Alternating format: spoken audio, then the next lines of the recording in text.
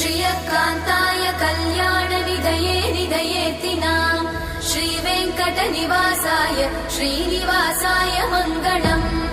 लक्ष्मी सविभ्रमालोकसुभ्रूविभ्रमचक्षुषे चक्षुषे सर्वलोकानां वेङ्कटेशाय मङ्गलम्।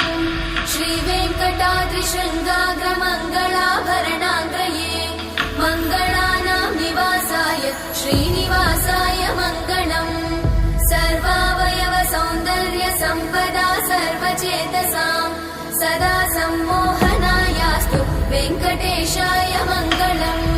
नित्याय निरवध्याय सत्यानन्दचिदात्मने सर्वान्तरात्मने श्रीमद् वेङ्कटेशाय मङ्गलम्।